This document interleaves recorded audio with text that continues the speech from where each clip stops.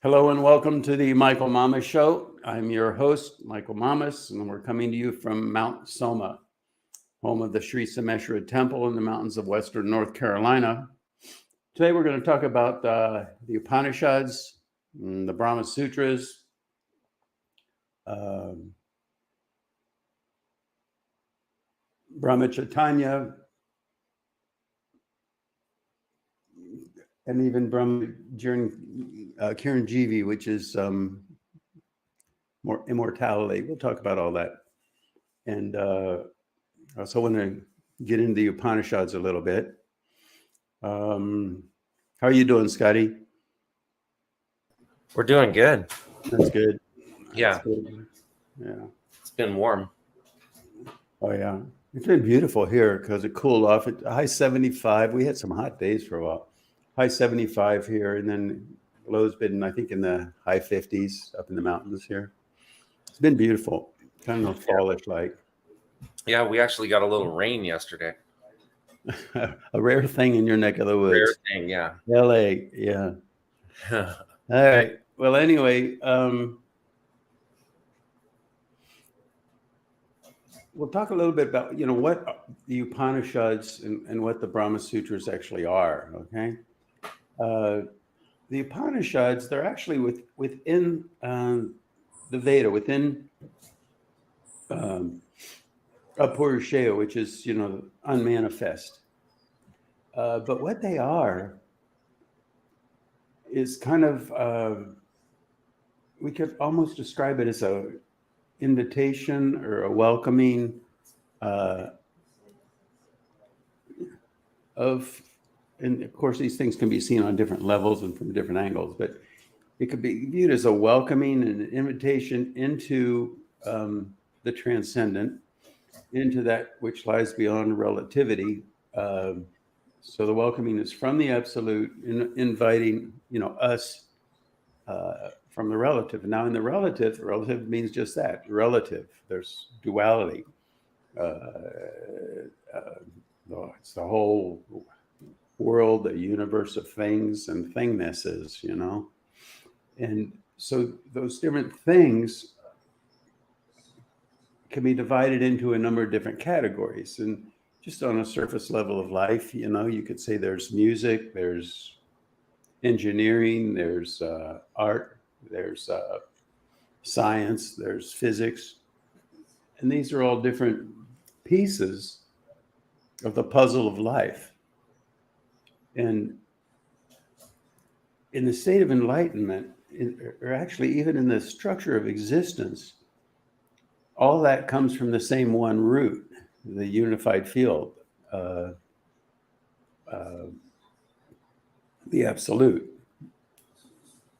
And so what the Upanishads do, because there's so many pieces of the puzzle of life, our lives become like fragmented. And so the purpose of the Upanishads, then, you could say, is to help us within our own awareness bring all those pieces back together so we don't get lost in the, amazing maze of relativity, and reawaken to that one thing that is the source of who it is and what it is we truly are, and the source of all things, the source of the whole universe. What in modern physics they call the unified field. So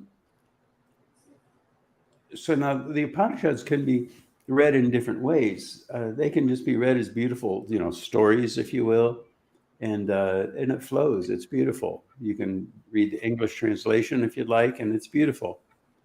They can be studied. They can be analyzed.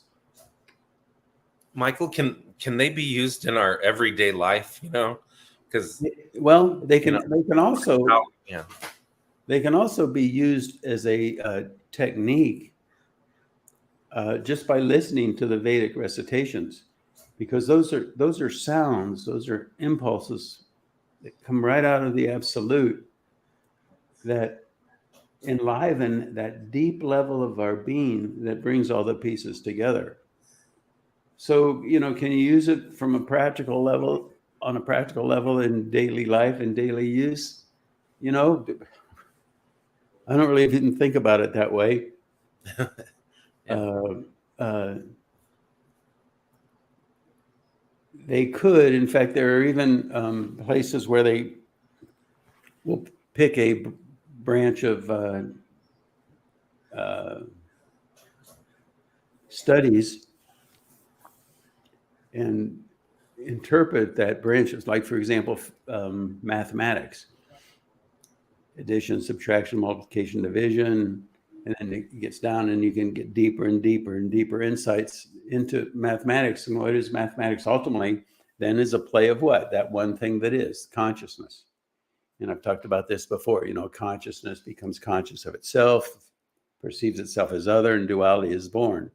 Now you got two things, consciousness becomes aware of those two things, three things, cascades out into infinity and has a very mathematically precise structure. And so that's just one field. But all the different fields of knowledge have their foundational understandings like that. And what it does, you see, that creates insight. And so oftentimes when we look, Scotty, for a practical application, we try to stay on the surface and work with it on that level. But to me, and I think most certainly the Upanishads, all Vedic literature for that matter, what they do is they enliven that place of deep inner insight, which is the foundation of all knowledge, is pure knowledge. It's knowledge that isn't about memorizing facts so much as it's about awakening that deeper level of your being to a place of insight, rationality, reason, uh, uh, refinement of thoughts and emotions. And so from that place, everything in our life becomes more harmonious, more coherence. So that's like the foundation of pragmatics in life, practicality in life. It's what makes us people of reason and common sense. What is common sense? Common sense is just that. It's sensing into that level of existence that is common to all aspects of life and foundational to all aspects of life. And when we function from that place, we just have common sense. And common sense applies to anything you do.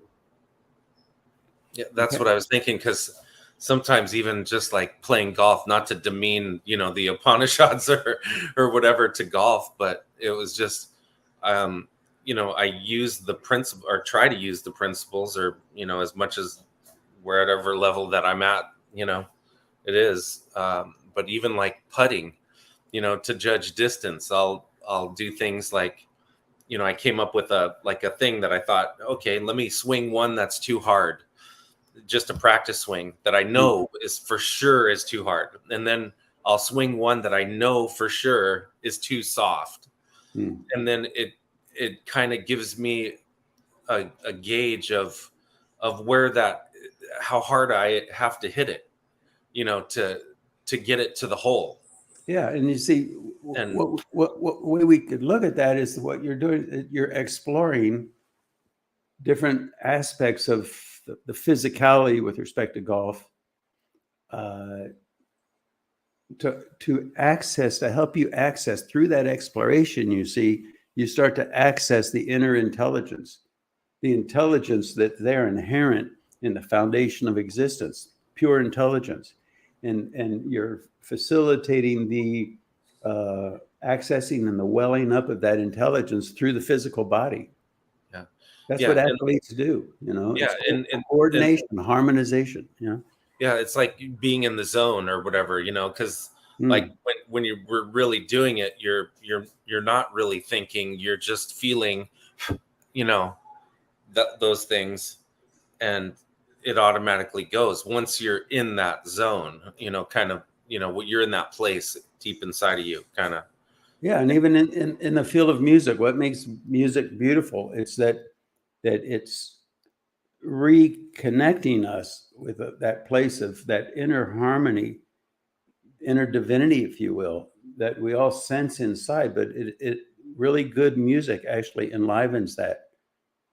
And so all of that you could see, in a sense, is you could say it's Upanishadic, if I can use the phrase. It's the Upanishads then is something that when we listen to, when we chant, when we work with, helps us then to reunite with that foundation of life. Yeah. So all this stuff can apply to basically anything that we do. I mean, we're having a conversation, we're looking at something, whatever it is. Yeah. That's it seems right. like It's the fountain of common sense. It's the fountain of wisdom. What is wisdom? Refined common sense, really. A more refined common sense. Yeah. But now there's a aspect. There's one. The Upanishads is broken up different Upanishads, and in the Kata Upanishads, Chandas asks Yama, Yama is the Lord of death. And so he asks him about, he asks him a couple different things, but then finally the third boon he was granted by Yama was to ask about what happens, after a person drops the body. What are the possibilities? And at first, Yama doesn't want to answer the question. He says, "Ask me anything else. What do you want? I'll give you anything as a boon, but don't ask that, And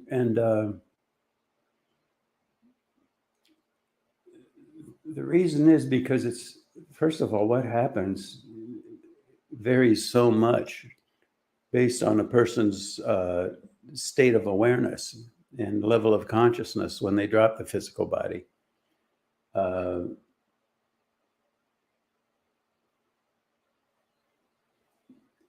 But to really answer the question fully, Yama had to address the higher levels of consciousness, Brahman consciousness, and what happens when a person in Brahman consciousness drops the body, and even in the state of Kiranjivi, which is it's a refined state of Brahman consciousness. In a sense, when a person becomes enlightened, even if it's just the beginning, cosmic consciousness, just awakening to the idea that the depth of your being, what lies there is the absolute state of cosmic consciousness. You're aware of the cosmic, if you will, nature of your own life. We all sense it. We all feel it. And we can intellectualize about it. We can get emotional about it, but we're not talking about that. We're talking about an actual state of physiology where that level of our being is fully awake in our own awareness. It's always awake, but not in our own awareness because it's clouded by our identities, our limitations, our associations, what in Maharishi Patanjali referred to as the chit, the storehouse of impressions, the subconscious mind that's basically doing the driving. No matter what our conscious mind tells us, it's really the subconscious mind that sort of is, in a sense, in control.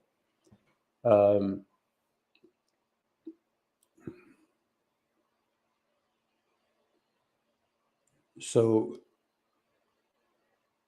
I was talking about the Brahma Sutras, previous podcast. And I understand, Scotty, a lot of people had kind of a hard time with it. It was just like a little too far out there, a little too abstract. Yeah. But I think if we visit it and then revisit it and touch base with it from different angles, I think that's good. And it gives us, increasingly more insights into its nature. Dyeing the cloth. Yeah. So the idea then is, sometimes it's compared to, sometimes they talk about different levels of enlightenment. Sometimes they talk that there's only one enlightenment. It happens only once, cosmic consciousness, but that's like entering a cave that's dark and your eyes haven't adjusted yet. So all the higher levels of consciousness are really just kind of like the eyes adjusting so that you see more clearly. And what happens in Brahman consciousness is you get to a point where you see what is, and you actually literally see the pasha. Pasha means see, just see. You actually see what is. So again, you look at that pillow. That's the analogy I used last time. You look at a pillow example, and you see that pillow is the absolute. Everything is the absolute. Everything came into the absolute. It's everything. The essential nature is the absolute. And so when that becomes a living reality, not a theory, not an emotional state, not an attitude or philosophy, but that's what you see. Michael, does it, again, going not to demean this at all, but just does it help in your everyday life? Does it, what are there advantages, disadvantages? What is it? I mean, what does it do to your everyday life? When my older daughter was just a little kid, we went to visit her grandparents in Florida. And so my daughter and I were in the Gulf of Mexico swimming, on the beach, and a wave would come in, and I'd let the wave knock me over, and I'd look at her, I'd say, out of phase. And then the next wave would come in, and I'd let it bring me up and float me to the surface very gently. And I'd say, in phase. And every time a wave came in and then I let it knock me over and said, out of phase, she would laugh, She just thought it was the funniest thing. And so what this does, what human evolution does, is it enables us to live more in harmony with nature. As we evolve, we live more and more in harmony with nature, our true nature and Mother Nature. And I'm not talking about the nature of our conditioning and our programming and our limitations and our conditioning, but I'm talking about that which lies beyond that, Mother Nature herself, you see. And that's the practical application. Now, we could get into a discussion of karma. Maybe we'll get into that today, because all these things are so multifaceted. But the foundation is what we want to talk about here. And so in Brahman consciousness, you're living so deeply in harmony with the foundation of nature that it emerges all the way to the surface of life. What you see, what you hear, it's all the expression emerging untaintedly, if you will, from the depth of the absolute. And so then in Brahman consciousness, what happens is that expands. And like I was saying, it's not just the one object you perceive, but the whole environment. Like you're looking at the pillow, but the whole room is seen to be that. And then it expands out ultimately to the totality, everything. You put your attention outward to the edges of the universe, then boom, the Hiranyagarbha is there. In every case, the pillow is that, but you know yourself to be that. That happened in cosmic consciousness. So it's I am that, thou art that. All of this is nothing but that, you see? And that's a living reality. But as we said, the point is that, I think a lot of times people think, oh, okay, somebody gets enlightened, all of a sudden they got it all figured out and everything's hunky-dory and everything's wonderful. And it's really not like that, because it's overwhelming, and it takes getting used to. I mean, can you imagine the first time you open your eyes and look out and I am that tree or I am that pillow? It's not like, oh, isn't that great? No, it's like, oh my God, what's going on? So the Brahma Sutras then, they can be read and appreciated and listened to on any level, whatever your level, and it has a value. But on the deepest level, what it is it's some sutras, some threads, some little one-liners, if you will, that help a person who has entered that state and is having a hard time dealing with it and trying to sort it out in their own head. That's the Brahma Sutras. Does that make it a little clearer, Scotty, you think? Yeah, I think so people can start to see how does it interact with you daily or whatever. Yeah. But now there's a question about that comes up. I think a lot of people, this notion of immortality, and is immortality a possibility? Well, there are two kinds of immortality.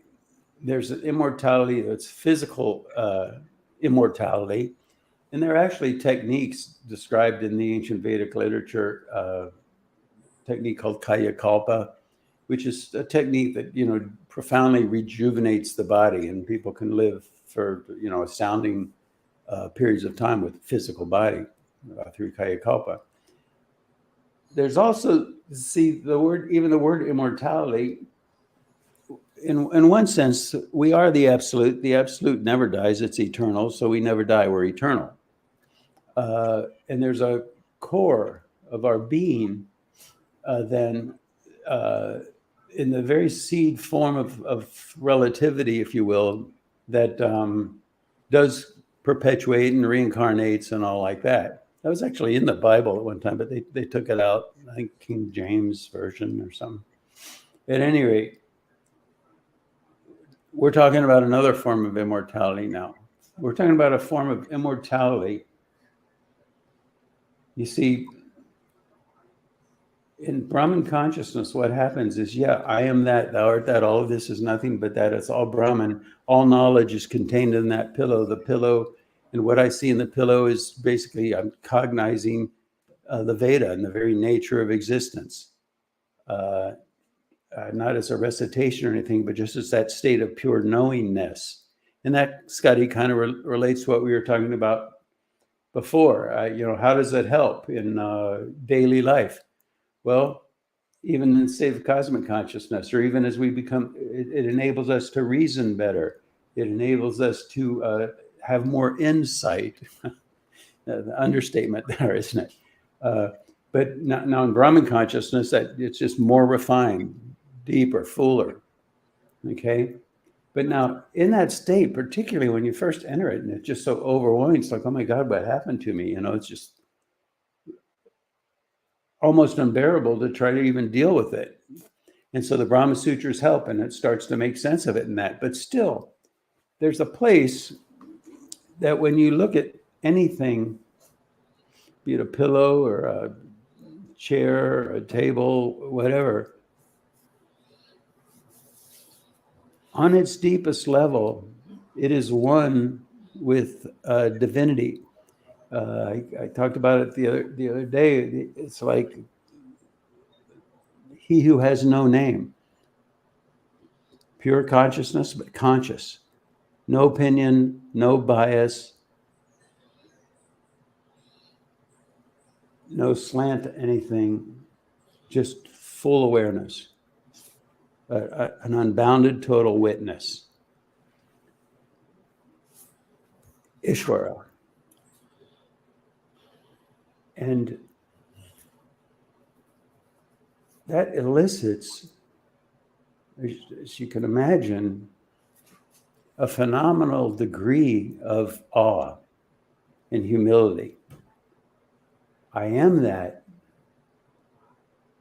but I can't quite bring it fully in and embody it to the point where what? I'm walking around as he who has no name. Now, we're not talking about God here, by the way. God is something different. God is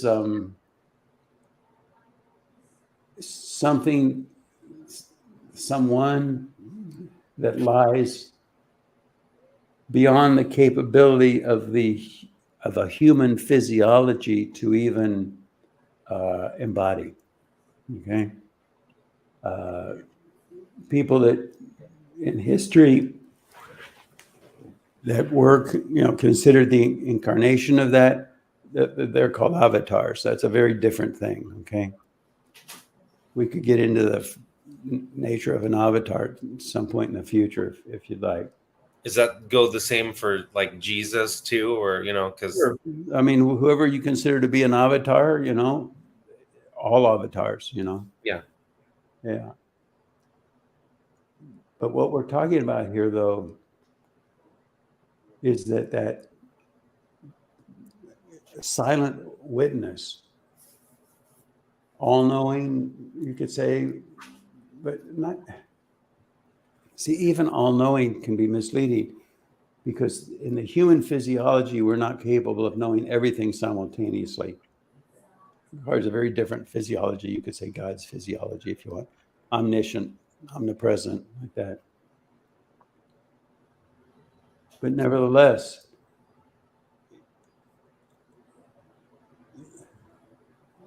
a witness of infinite insight. And so by virtue of that, there's an inclination to, keep that somewhat at a distance. It's like, even the pillow, it's like, it's just unimaginable how profound, that pillow is, And so what happens, though, over time is you get more and more comfortable with what it is you know yourself to be, really. You get more comfortable with it. It's a matter of just getting more comfortable with it to the point where then you actually get to the point where you do actually embody it. You live it. It's not a ego trip. Quite the opposite, really.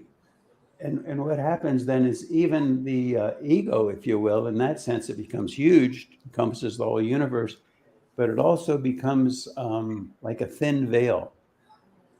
And how it is perceived by others is really a function of their own conditioning, their own limitation, their own preconceived notions. For example, we have preconceived notions of what, Jesus was like. And I really believe that if you were to actually meet Jesus, it would be like, you know what, that's not really what he was like. It becomes these idealized notions that, if you really take a look at it, are not consistent with what we know about his history. But nevertheless, we walk around with these preconceived notions and we, judge other people's levels of awareness based on those preconceived notions. That's why they say that enlightened person, particularly in this age of Kali Yuga, enlightened people get kicked around like a football. They're not really appreciated for who and what it is they are because they're not living up to some bogus ideal, some false ideal.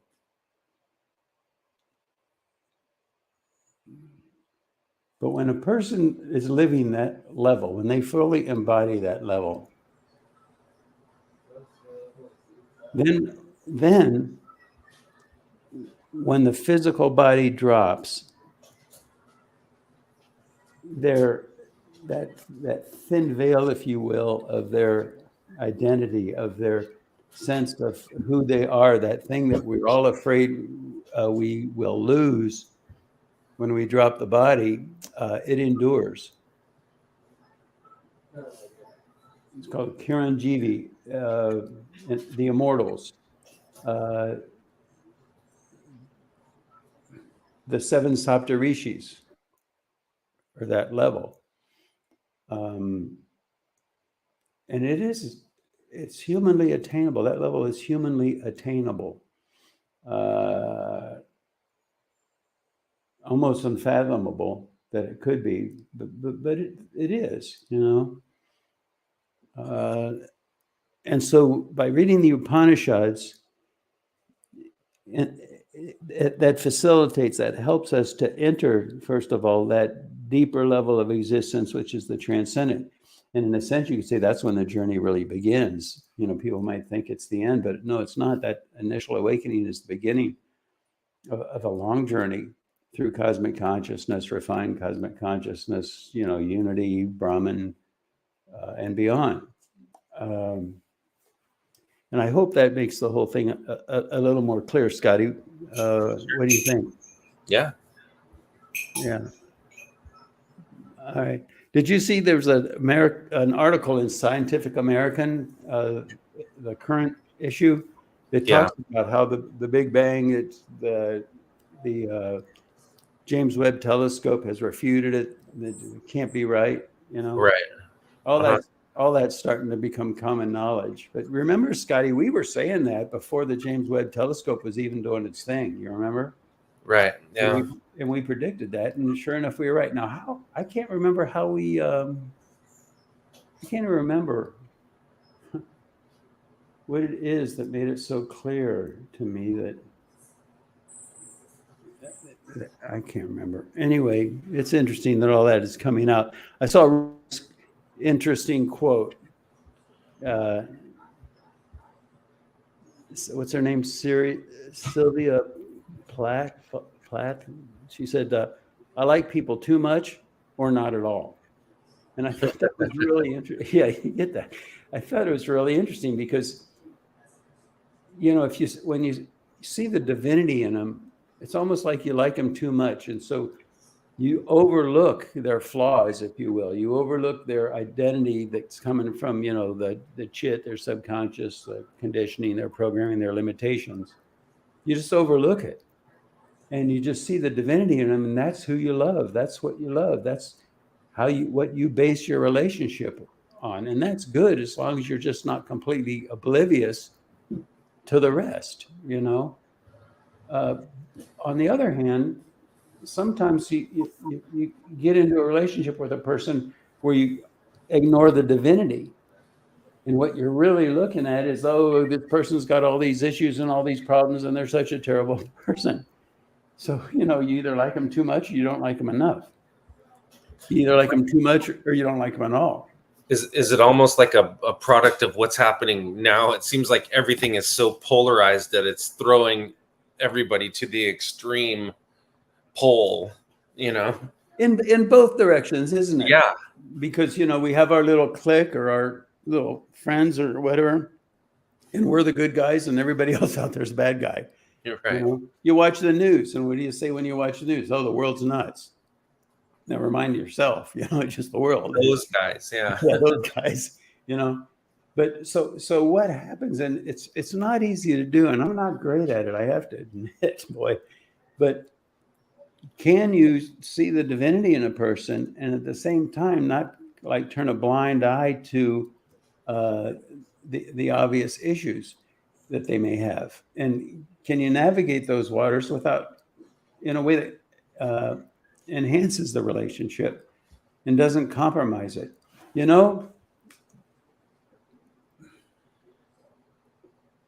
It's a little bit, I guess you could say it's a little bit like a gardener. A gardener, sees a little plant sprouting up and that, and they don't get mad and judgmental of the plant and maybe slap the plant a little bit or something because it's not doing what they wanted to do. What do? They nurture it.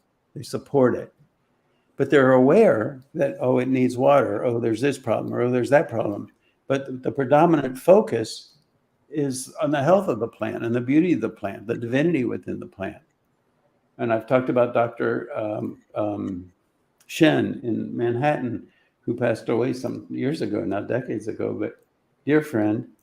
And he once told me, he says, I don't deal with disease, I deal with health. You bring out the health. And if you can cultivate that kind of relationship with everything and everyone, it's a big step forward. It's a big step forward. Not so easy to do. It's easy to get angry and upset and with people and really start focusing on, places where they might be a little stuck or limited.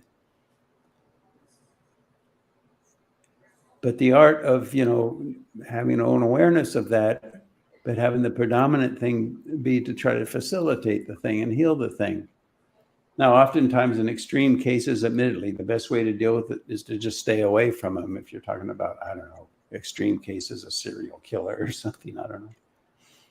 But in our basic relationships, if you can do that, if you can work with that, not naively, not obliviously, but intelligently, you take a great, huge step forward in life, All right. Anything else, Scotty? No, I don't think so. It's funny, this other quote I got a kick out of: wisdom is what's left after we've, run out of personal opinions. Personal issues might perhaps be a better word. If we come clean, if we function from that place of inner divinity, but now I did say I'd talk about karma a little bit, and I'll do that now. Because, you see, even after a person becomes enlightened, even all the way to Brahman consciousness and even beyond, the body can still have karma. And that karma comes back to the individual, and it can come back as conflicts, challenges, difficulties. I mean, look at the story of Christ as an example. A lot of the great saints, they really struggled. They really had challenges. Sometimes they say that, what's the difference between, what is that nature? What is the nature of that? And the idea is that they might have a crystalline awareness, crystal clear awareness, but the body itself is, still made out of mud. It has karma, So just some food for thought there. And see if there's anything else I wanted to touch base on. I think that's good enough for today, and we will talk with you again next week. Thanks so much for listening.